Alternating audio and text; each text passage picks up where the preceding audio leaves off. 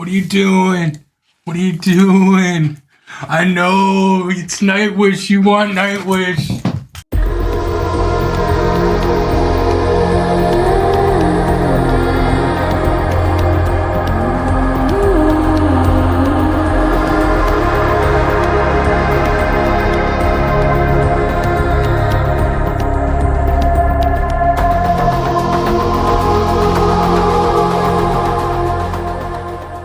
Okay, welcome back to the Inkstand channel. As you see, I am properly outfitted and I am pumped to get into this video. Now, what I want to tell you is we're going to talk about some things that you may have heard on some other breakdowns of this piece, but we're also going to mention a couple of other things that you may not have heard. We're going to break down things a little bit differently because I come from a different background and a different training. We're also going to mention maybe some funny kind of idiosyncrasies that I see with the band, having been in a number of bands over the years, that are just kind of funny and sort of endearing moments to me. That every time I watch the video or a reaction video, I'm like, say something about that, but they don't. And I think that's because they're trying to stay in their wheelhouse, which is cool, but my wheelhouse is all over the place. So I don't want to get a whole lot into it, but what I want to talk about real quick is we will talk a little bit about the meaning of the lyrics, what the song's about. And if you go onto Wikipedia or you go onto the internet, often you're going to hear a whole bunch of people trying to sound really, really intelligent by reading a whole bunch of meaning into things which may or may not be there. At the end of the day, I may be completely off my rocker. I see how I did that. But I've been doing this a long time. I've been writing a long time. And as Freud once said, sometimes a key is just a key. Nonetheless, this is Ghost Love Score. And when I read the lyrics, I'm looking at them as a poet and trying to follow the story, because those of you who know this know that this is absolutely a story. And everything lends in and reinforces that story. As you see, I've got the absolute proper receptacle, excuse me, to keep my chords hydrated. And we're just going to jump right into it. I'm very familiar with this piece at this point, so I'm going to try and stop it at places that are not going to give you songus interruptus, because I absolutely hate that too. So without further ado, we are just going to get into this.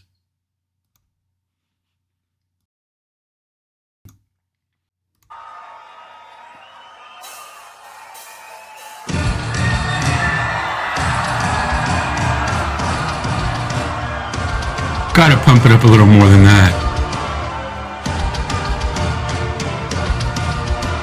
Sugar.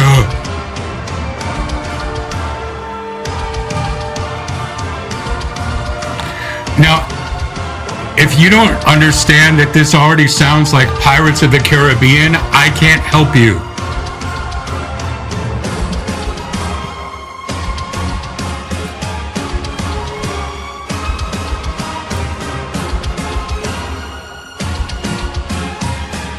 Love that rig he's got. Something I want to point out about his rig that some other people have asked about. He generally plays with a 3 keyboard rig, and the tubulars around it, those are purely ornamental. They have nothing to do with the sounds he's getting.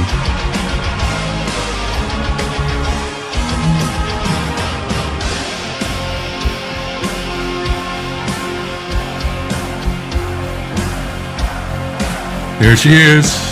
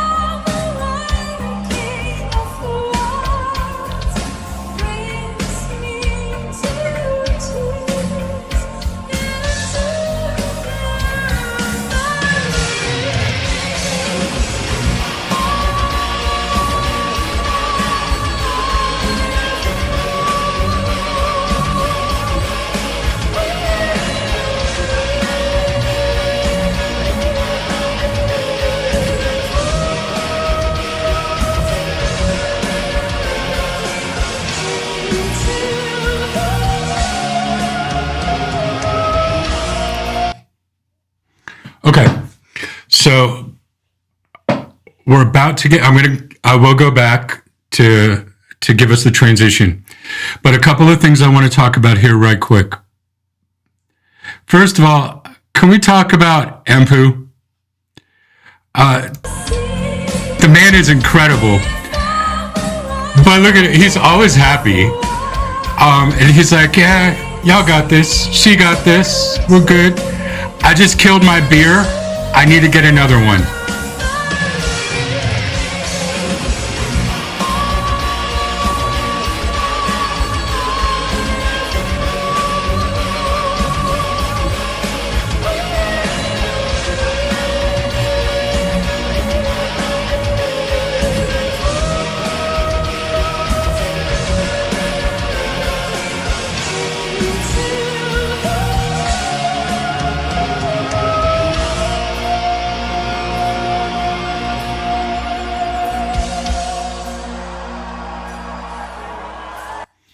Okay, so not to give you songus interruptus, because we're going to go through the next section in its entirety. So looking at the lyrics, looking back at what she's already sung, she is clearly singing from the point of view of the siren. And I know there could be metaphor in here for that otherwise, but let's just talk from a storytelling point of view. She's clearly talking that line, that my fall will be for you, my fall will be for you. And the airiness of it, the way it just sort of floats in that beautiful high register that she has, is clearly like a siren song, like the classic folk story of the siren luring sailors to their death with their song. And I got to tell you, I mean, Tuomas, wow, dyslexia of the vowels, Tuomas, it's clearly playing with the idea of the siren singing the sailors in, singing the unwary who live on the coast near the sea, singing them where they will drown to their death, trying to be with that siren. This is a concept that goes back all the way back to Greek mythology. If you read the Odyssey, for example, this is a concept that has been with sailors and been with coastal communities for as long as there's been stories told. So just jumping on that, the first part, I believe, is from the point of view of the siren. Now she's going to flip it, or Tuomas is going to flip it, to oh, did I say Tuomas again? Tuomas is going to flip it and bring this from the point of view of the narrator for the next section here.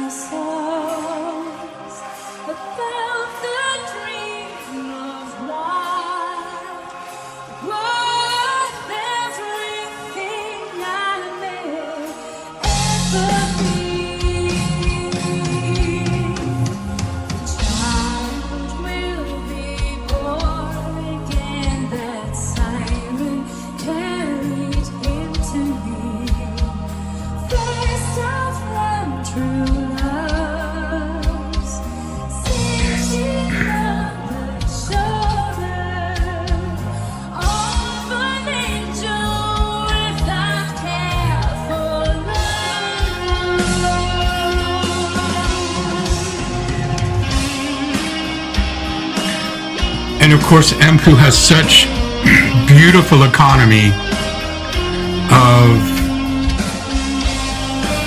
structure here. Nothing that isn't in support of the vibe. He can go virtuoso acrobatics on that fretboard. But he knows that that's more powerful. We'll talk about Floor's posture in a minute. But I just got to bring up a couple of things. I mean, this is like, you know that they need to take a breath. This is going to be epic, and there's no chance for a beat or a breath once they start the drive in the story and in the music to the end.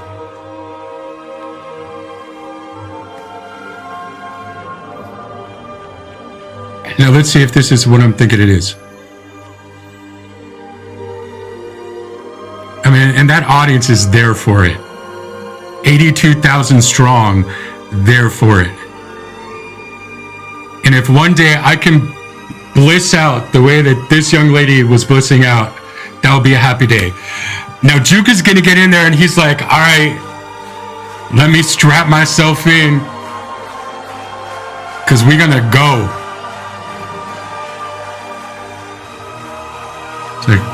He's like, adjust.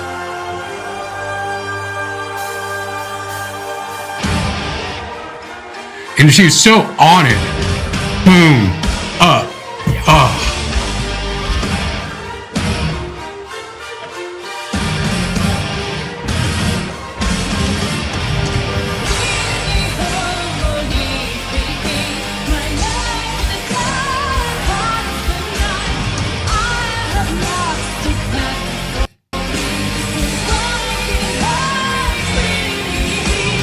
Okay, I just need to note, I am going to take it back so that we go from this section and back in. But I just need to bring up, we're switching back again. So first we had from sort of the point of view of the siren, then we have from the point of view of the narrator or the poet, who has sort of developed this relationship with the siren, and now, as they'd had before, this big sort of instrumental jump into this sort of seafaring melody with the instrumental is going to lead us back into the siren's point of view. This is also a good time to point out something so I don't have to interrupt later. Floor is huge on the idea of using all of the muscles in the body, within the trunk of the body, to support all of that breath, that diaphragmatic breathing, not just in the diaphragm. And we'll look a little bit more later at that. But you can see this is a master of her craft putting on a clinic.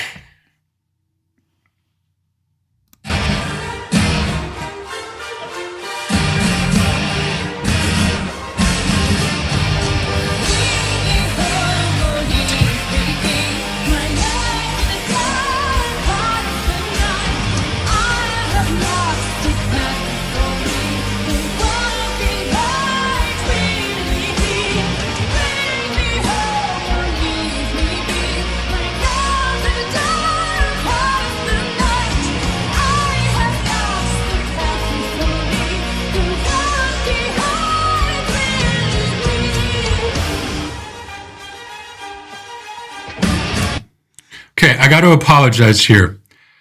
I'm not entirely sure because he may be going a different way with this, or it may be like a double meaning kind of deal, where he's talking as the fact that the siren keeps plaguing him, or the idea that it's the siren who is not getting what she wants. It's very clear that that's what's going to go on in the next section. Could go either way with this. I'm still kind of tied to the idea that it's the siren who is tired of the poet coming down to the water and then going away. And that's reinforced in the sort of growly part that we get in a little bit, and you'll hear that and you'll see it in the lyrics.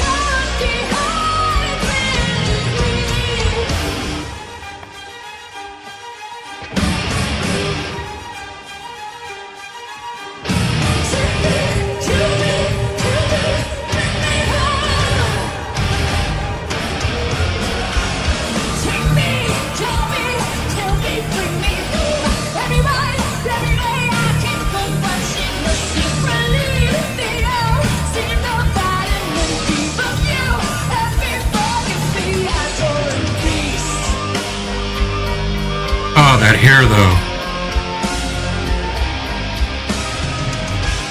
It's like she's even in control of the way it moves.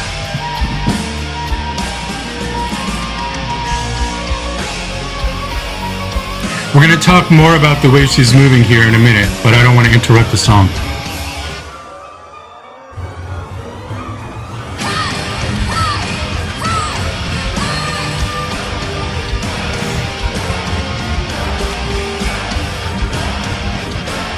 $82,000 strong, like a Mongol horde under her command. And she knows it.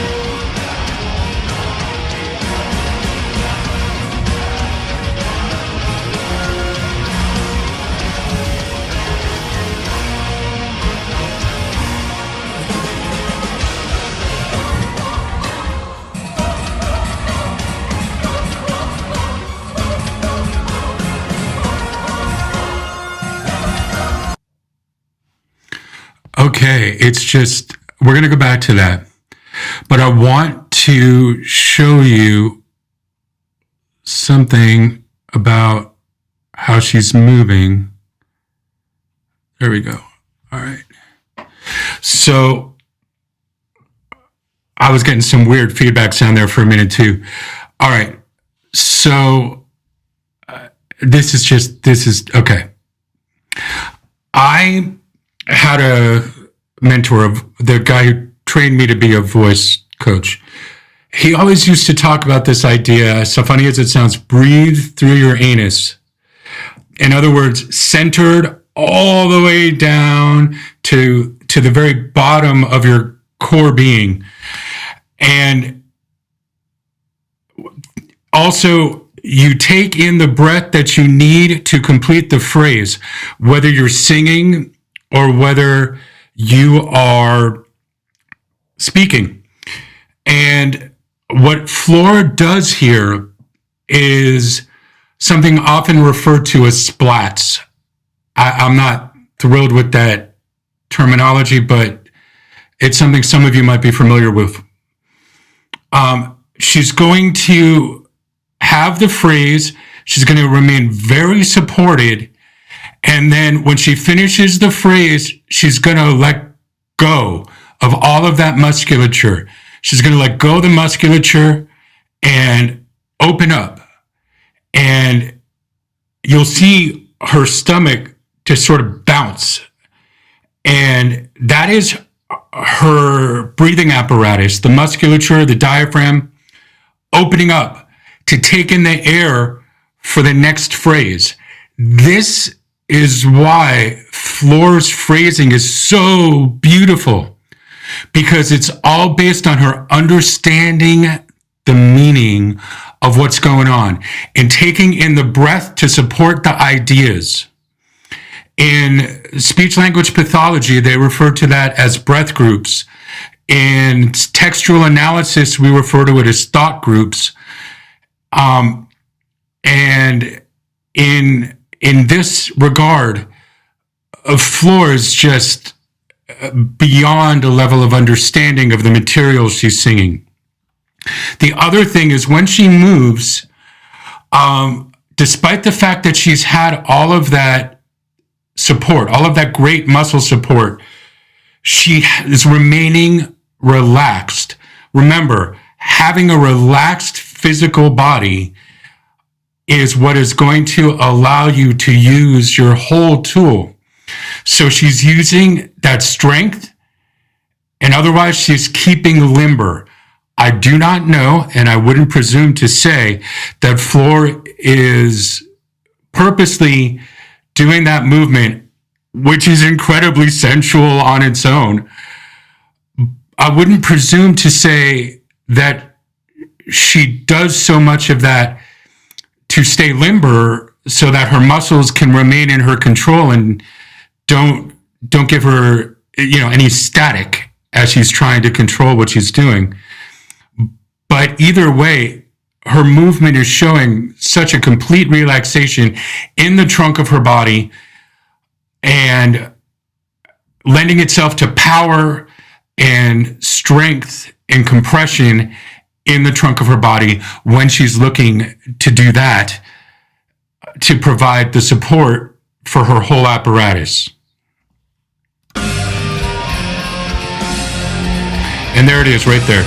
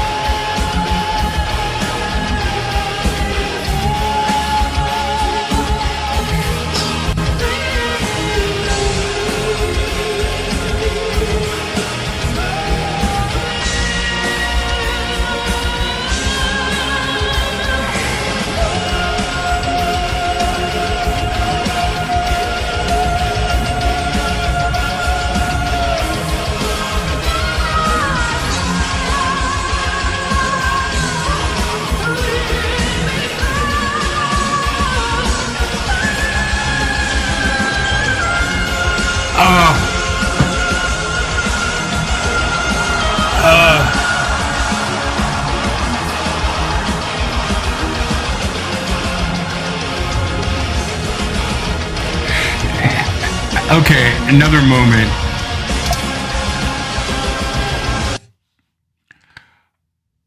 We're gonna go back. We will do the run. Okay, back to some things we mentioned. I'll try and find a still. Okay, here's a still. You see her body, how open it is, and that openness gives her so much more capacity, and also how taut it is. She is constricting her posture and her body to make those muscles feed into that breath support. I'm going to go back here a little bit to point out that breathing. Now, again, this section here,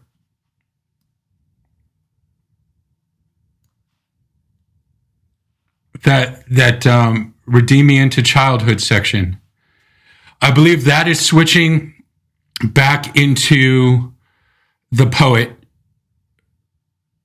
in terms of, you know, whose point of view, whose POV this is.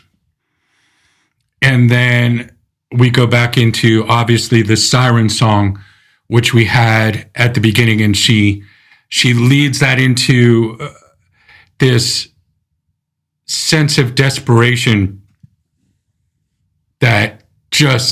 that's the notes that just make mine and everyone else's heads explode. All right.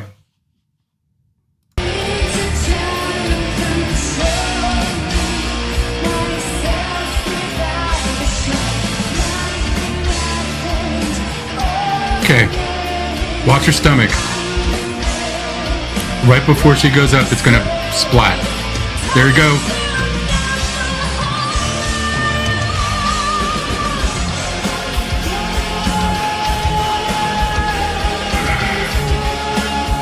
Watch it.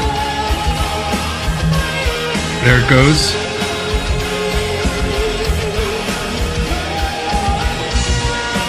Right before my fall, it's gonna happen again. There you go.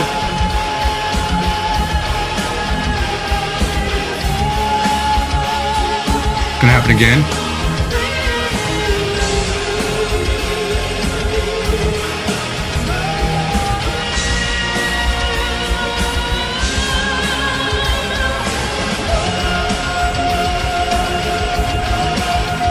And it's gonna happen again right before she goes up. See it? And again. Boom.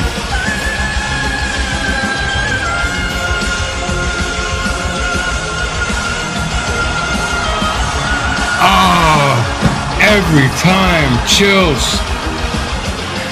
Now, right about here, if she had a mic, she'd be dropping it.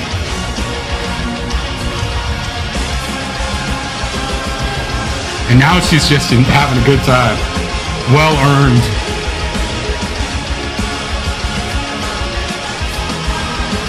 I mean, and how can you not? I mean, listen to that driving beat. Boom. What a beast.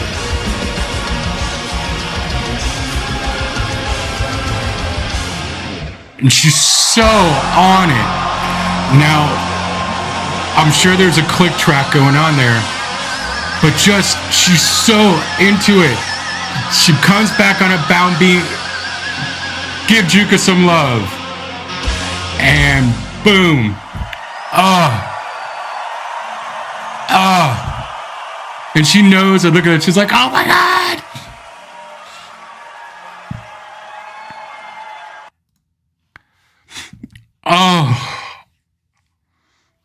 Oh, so good. A couple of things.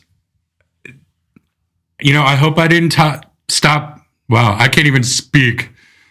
I hope I did not stop too much. We're just covering slightly different territory and how things relate. And this song is, you know, I'm geeking out, obviously. You can't not have the floorgasm. But I'm also geeking out about the structure of the poetry and how everything blends so seamlessly. And the multiple perspectives that I believe he's playing with here, and how the music lines up in support of that. And this one does that more than most of them. Whenever we get to the poet and the pendulum, that's much more singular point of view and experience, and how that sort of metaphysical poetry happens, which is a little bit different. You know, something like The Greatest Show on Earth, that's, aside from being genius, the way that music gives different perspective also, as well as lyrics. And we'll talk about that when we get there. Where would you like to go next on this journey? Tell me. I want to know from you, where do we go next? How do we navigate this mind of genius that is Tuomas Holopainen? I can't even talk. Tuomas is a genius. Every single person on that stage is in complete mastery of what they're doing. There are bands that kind of sound like Nightwish, but if you hear them back to back, nothing actually really sounds like Nightwish. And where do we go next as we travel through the wonderland of this material? Let me know in the comments if you like what we're doing here. Like the video, give us a thumbs up, subscribe to the channel so you know when I put something new up. And we're just going to keep going and try and find our way through this. I keep saying wonderland, but I can't think of any other way to put it. Navigate this dreamscape. How do we navigate it? Leave me a note in the comments and help me find a roadmap. As always, be well. Please take care of your mind, body, and spirit. And remember, your words have meaning and power. So please, as always, choose them wisely. And hopefully I'll see you next time. Take care.